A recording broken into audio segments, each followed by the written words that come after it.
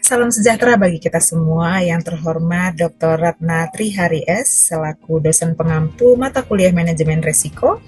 Perkenalkan, saya April Daliliana Buginting, izin mempresentasikan terkait tugas UAS pada kesempatan kali ini. Pada kesempatan ini izinkan saya mempresentasikan 5 soal terkait tugas UAS. Yang pertama terkait mengevaluasi efektivitas pengendalian risiko dalam suatu organisasi atau proyek. Yang dilakukan adalah monitoring dan review yang bertujuan memastikan bahwa implementasi manajemen risiko berjalan sesuai dengan perencanaan serta sebagai dasar untuk melakukan perbaikan secara berkala terhadap proses manajemen risiko. Proses monitoring dan review dilaksanakan melalui evaluasi, pemeriksaan, audit manajemen risiko, baik itu audit internal ataupun audit eksternal. Tujuannya adalah diketahui apa sajakah kelemahan dari kebijakan manajemen risiko yang berjalan atau yang sudah disusun sehingga kedepannya manajemen dapat melakukan pembaharuan terhadap kebijakan manajemen risiko. Evaluasi dilakukan secara berkelanjutan dan berbasis data seperti perbandingan risiko awal dan risiko residual, pengukuran kinerja pengendalian, audit internal dan review berkala, serta analisis insiden dan near miss, serta evaluasi biaya dan manfaat pengendalian. Selain itu ada pendanaan retention, yaitu metode manajemen risiko keuangan di mana perusahaan memilih untuk menanggung atau menahan sendiri risiko yang mungkin terjadi, alih-alih mengasuransikannya atau memindahkannya ke pihak lain, seperti menggunakan dana cadangan, self-insurance, dan captive insurance. Kemudian yang kedua, mengapa sangat penting bagi organisasi untuk meningkatkan kesadaran risiko di antara karyawan dan anggota tim? Nah, mengapa? Karena yang pertama, risiko sebagian besar berasal dari manusia. Maka karyawan yang sadar risiko akan lebih berhati-hati, mampu mengenali potensi masalah sejak dini. Yang kedua, mendorong pencegahan dini. Risiko dapat diidentifikasi lebih awal, kemudian dilaporkan lebih cepat, serta ditangani dengan biaya dan dampak lebih kecil. Yang ketiga, untuk mendukung pengambilan keputusan yang berkualitas. Dengan demikian, keputusan tidak hanya berorientasi pada target jangka pendek, tapi jangka panjang untuk keberlanjutan organisasi.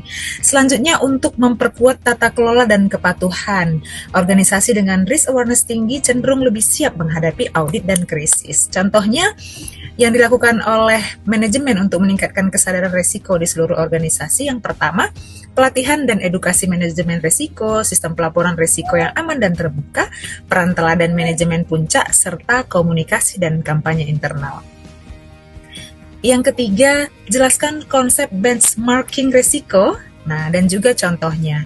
Benchmarking risiko adalah proses membandingkan profil risiko, tingkat paparan risiko, serta praktik pengelolaan risiko suatu organisasi dengan organisasi sejenis atau standar industri atau praktik terbaik. Nah, benchmarking risiko menjembatani pengukuran risiko internal dengan realitas eksternal.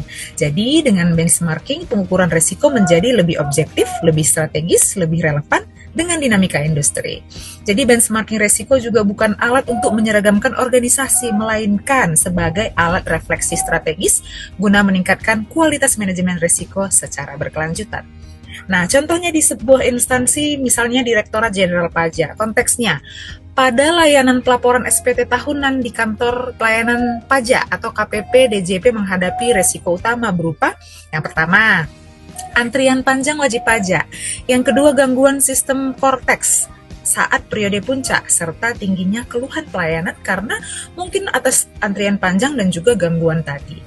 Benchmark risikonya, DJP melakukan benchmarking dengan KPP lain. Misal, tadi DJP ini maksud saya KPP ini melakukan benchmarking dengan KPP lain yang memiliki volume wajib pajak serupa, praktik pelayanan digital atau di praktik pelayanan digital di instansi publik lain. Hasilnya, yaitu yang pertama, KPP pembanding memiliki tingkat keluhan lebih rendah, pemanfaatan kanal digital dan sistem antrian online lebih optimal. Jadi, berdasarkan informasi benchmark tersebut, KPP lain ini melakukan optimalisasi layanan Cortex untuk mengurangi ketergantungan layanan tatap muka, penambahan helpdesk digital dan petugas khusus masa pelaporan SPT, kemudian sosialisasi masif agar wajib pajak ini melapor lebih awal, dan penyesuaian jam layanan dan alokasi SDM saat periode risiko tinggi.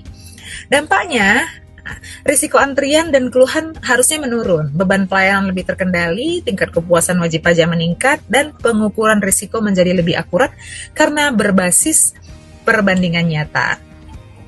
Yang keempat, bagaimana perubahan dalam lingkungan sosial atau politik dapat menjadi risiko non-finansial bagi perusahaan dan contohnya. Perubahan dalam lingkungan sosial dan politik dapat menjadi resiko non-finansial bagi perusahaan karena berpotensi mempengaruhi reputasi, keberlangsungan operasional, dan kepatuhan hukum tanpa selalu berdampak langsung pada laporan keuangan. Perubahan sosial seperti meningkatnya kesadaran masyarakat terhadap isu lingkungan dan etika dapat menimbulkan resiko reputasi, boikot konsumen, dan penurunan kepercayaan publik. Sementara itu, perubahan politik seperti penggantian pemerintahan atau kebijakan regulasi dapat menimbulkan ketidakpastian hukum, gangguan operasional, dan resiko kepatuhan. Untuk mengelola resiko tersebut, perusahaan dapat menerapkan program tanggung jawab sosial yang relevan, memperkuat komunikasi dan manajemen reputasi, memantau perubahan regulasi secara aktif, dan memastikan kepatuhan hukum, serta membangun hubungan yang baik dengan pemangku kepentingan dan regulator. Kasus sosialnya, contohnya sebuah perusahaan retail mendapat tekanan publik akibat isu penggunaan plastik sekali pakai.